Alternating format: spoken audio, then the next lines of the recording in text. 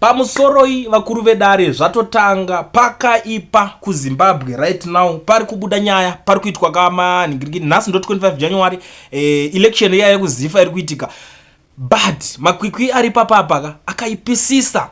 Wiki Neuchivhayo angosvika achinohijeka. Wiki Neuchivhayo ari kudedzera kuti zvoni uyu wangu candidate yangu ndaisira mari akahwina, ndiri kupolisha izifa imimi 10 million.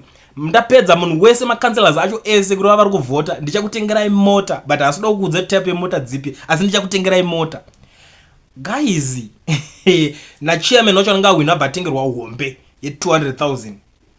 Unoziva kuti munhu wese ari aware of that Chivhayo thing. Kunzi Chivhayo ari kutengera munhu mota kuti enda isi secret. Chivhayo anotaura kuti ndiri mukuru handinyepe. Unoziva kuti vamwe vari kukomplaina kuti hanzi haisiyo matotenga mavhotsi here chichichi, zvakawanda zviri kutaurwa, but inini ndakatarisa zvangu nyaya iyi kai. Honestly speaking, zvaakusiyana nekuti makanselas acho vari palevel ripi. Kana ari makansela vaya vekuti vari pakutambura ndevenzara vese vachavhotera Chivhayo, because vanenge vatarisa kuti 10 million chero vakada kudii bhodhi ravo iro rinoiunganidza 10 million rini. Maibata nyaya yacho iri pano. Saka vakatarisa kuti 10 million yacho younganidza rini, kana mota dzacho, kana vari vanhu venzara chete, mota dzacho vachodzitenga rini ivo pachavo. Ndo pari kunetsa, ndo zviri kuitika. Ende ndo vanhu vacho vanovhota. Pakaipa mari yakomanaka. Inonzi mari atori ma1 chaiwo. Vanhu vanonyatsoshandisa mari yavo kuita zvavanoda muZimbabwe. But let's see kuti Chivhayo wacho haasi kuzonyadziswa here after apledger mari yakadaro iyo, because wavo wavaida I'm sure is Prophet Walter Magaya, ndiye mufeso wavo. Zvakaramba pana Magaya, zvakaramba, vakatry everything, but zvakaramba. Navo vakutobhejera mumwe hanzi Magwizi. Let's see kuti chichi chaitika. Zviri zvamanje muri yeZimbabwe. Regedzai ndikusiye muchiteerera rimwe audio mozondudzawo zvamuri kufunga in the comment section kana muchinge mapedza kulike nekuona. Ndinokumbira kubvunzawo zvinhu zvidiki-diki. Vamunangagwa vatori nemaadvisor.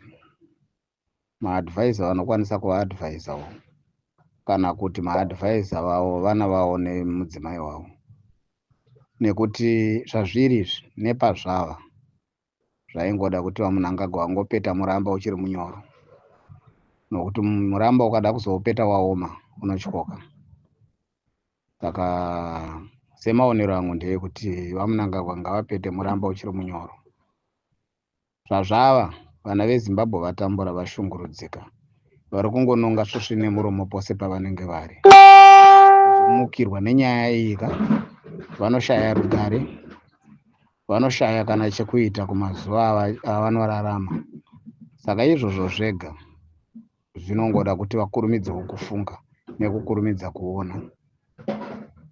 Hanzi kangoma karirisi kari pedyo nekubvaruka. Saka ukaona kaakuririsa kudai kari pedyo nekubvaruka, nokuti nanhasi izvozvi hazvinakidze mukatarisa kuti mavhoti avainawo muofisi ndeyekuba. Mavhoti ava avanoti vakavhoterwa vakangochinjanisa, vakatora achamisa, vakabva vatora avo vakapa chamisa kuitira kuti vakwanise kupinda muofisi.